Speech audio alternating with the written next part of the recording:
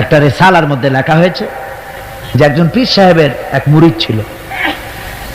তো পীর সাহেবের বাড়িতে এক মাজার আছে, সেই মাজারকে কেন্দ্র করে প্রতি বছর ওরস হয়।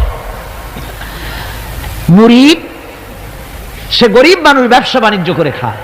তারপরে তার একটা গাধা ছিল, সেই গাধার উপরে সওয়ার হয়ে বাজার ঘাট করত, মালপত্র আনা নেওয়া করে ওই দিয়ে তার জীবিকা নির্বাহ হতো। একদিন তার গাধাটা মারা গেল। সেই রিসালার মধ্যে লেখা হয়েছে যে লোকটা তখন গাধা মরেছে, এর আর কিচ্ছু নাই, জমি জমাও নাই, খাবে কি করে, খুব দুঃখ পেল মনে। আর এই গাধা যদি মরে কুলে পড়ে থাকে তাহলে দুর্গন্ধ হবে। সেই জন্য রাস্তার পাশে ঝুপড়ি, তার একটা বাড়ি, ওই বাড়ির পাশেই রাস্তার পাশেই একটা কবর খুঁড়িয়া তার মধ্যে গাধারে শোয়াই দিয়া দাফন টাফন করিয়া কবরের পাশে বসে আর দুশ্চিন্তা করতেছে যে আমি এরপরে বাঁচবো কি করে, খাবো কি, ঘুমায়, মানে চোখ বুঝে বুঝে কাঁদতেছে। এমন সময় ওইটা ছিল বাজারে যাওয়ার রাস্তা, লোকজন বাজারের দিকে যাচ্ছে। যাওয়ার সময় চিন্তা করলো যে এখানে তো কোনোদিন মাজার দেখিনি, এখানে একটা লোক কাঁদতেছে মাজারের কাছে বসে, না জানি কোনো অলি আল্লাহর কবর হবে বোধহয়। এরপরে লোকেরা বাজার থেকে ফেরার সময় দেখে যে হ্যাঁ ওই সেই লোকটা এখনো কাঁদতেছে।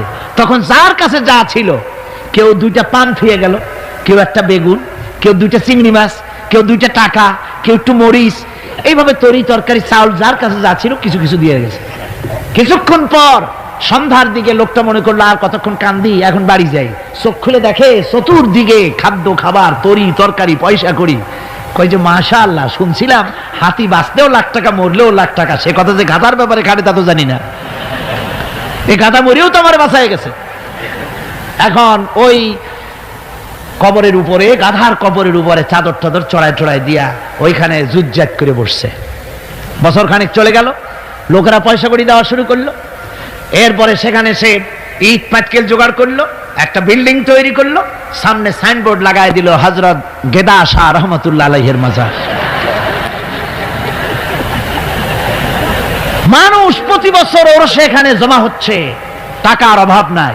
এখন এই লোক যার মুরিদ, সেই পীর সাহেবের কাছে অন্যরা এসে কয় হুজুর আপনার মাজারের আর বরকত কি, আপনার মুরিদের মাজারের কাছে মানুষ ভরা, টাকার অভাব নাই।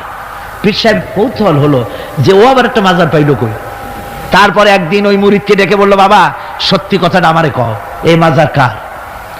মুরিদ কয় যে হুজুর আপনি আমার ওস্তাদ, আপনার কাছেই সব শিখছি, কিন্তু এই কথা কাউকে বলবেন না।